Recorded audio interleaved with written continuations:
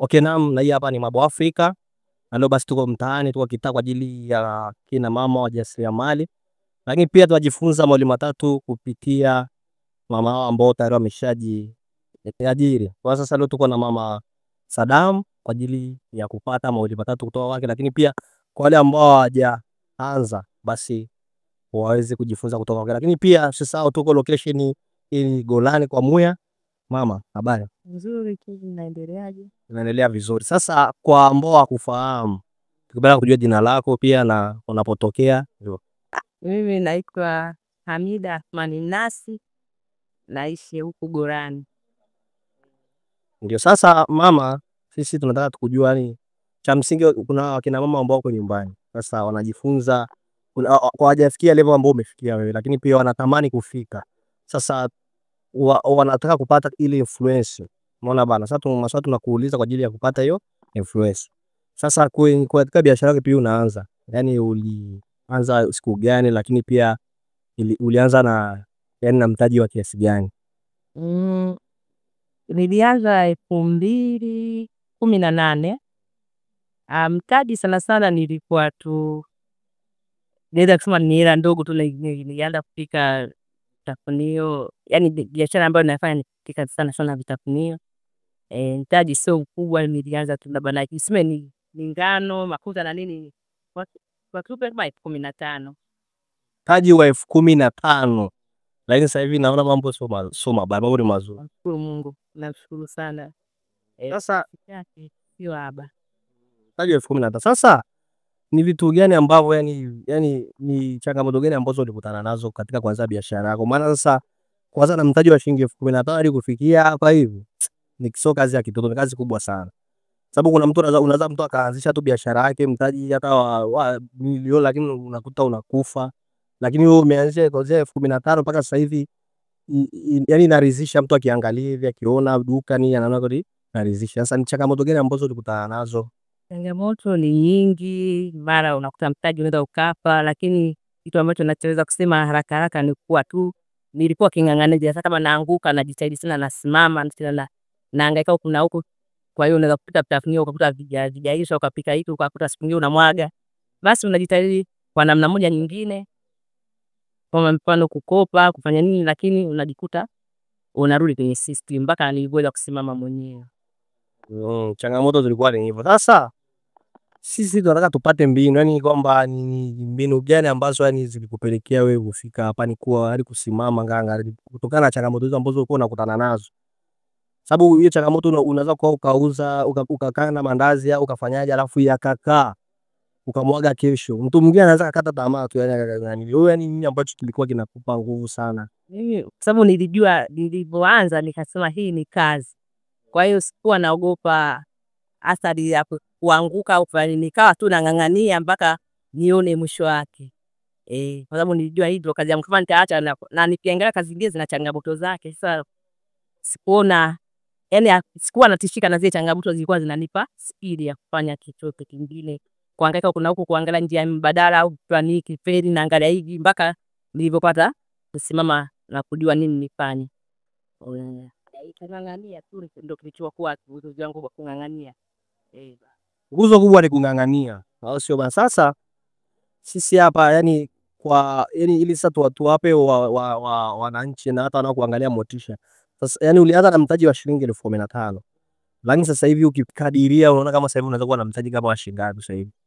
Mtaji hata milioni ndio nikawa nao mtaji. Lengo la mazumuni ya hichi kipindi chetu ni wale kina mama ambao wanasema hataki kupiga hatua, yani wana udhubutu, yani wanatamani kufanya lakini hawana ule udhubutu.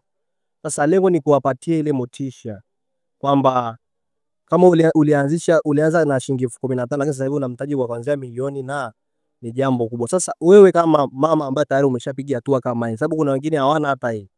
Sasa unawashauri nini wakina mama ambao bado hawajafikia sehemu kama, au wale ambao wanatamani kufika kama hapa lakini ile ule udhubutu bado hawana, unawashaurije? Kuwashauri ni kwamba kila mtu jinsi anavyojisikia na jinsi anavyoishi. Kwa mfano kama unaamua kufanya unakuwa utatafuta njia ya kufanya. Lakini sasa kama unakuwa unakata tamaa na hutaki kujaribu, basi kumshauri mtu ambaye hataki kujaribu ni kujaribu tena na tena na kukazana yani. Mimi ninachoona ni hicho tu. Na kujituma. Na kujituma kwa sababu kazi nyingine sometimes nakuta ni ngumu. Lakini wewe kuamka asubuhi, kuchelewa kulala, basi vitu kama hivyo mwingine usipojituma unajikuta nenda nikasema hivi. Kwa cha msingi ni kujituma tu. Cha msingi ni kutokata tamaa kama mama anavyotuelekeza hapa. Tusikate tamaa. Na kwa huyu mama ambaye unatusikiliza hapa, ambao unatuangalia, unataka kudhubutu kuwa mjasiriamali. Tumesikia mwenzetu hapa alianza na mtaji wa shilingi 15,000 lakini sasa hivi ukicheki mambo sio mabaya. Kila kitu kinawezekana, usikate tamaa, mambo yanakuwa mazuri. Basi mama, kwa swali la nyongeza ama sio swali, tunakuomba tu kama ushauri kama mama ambazo sasa hivi ukicheki mabinti sasa wana chuo. Wamepata nafasi ya kwenda chuo lakini hawafanyi kile ambacho kimewapeleka pale. Sana sana utasikia tu mambo tu yametokea, labda kwa masakata ambayo yanaendelea sasa hivi. Binti sikafumaniwa kafanyaje? Sasa wewe kama mama ambaye tayari umeshatoka huko, lakini mama kabisa sasa hivi unamiliki sehemu yako hii, mambo mazuri. Sasa unawashauri nini hao mabinti ambao hawajafuata ambacho kimewapeleka? Yani kwa kuwashauri, mimi nilichoona kwanza kwa mabinti wengi yani wanajiona ni wazuri. Wakikuta mfano unafanya kazi kama hivi, wanakuona kama wewe yani una shida sana, wao hawana shida. Yani wanategemea uzuri wao au wanategemea labda wao wapate kirahisi, kitu ambacho kwenye dunia hii hakipo.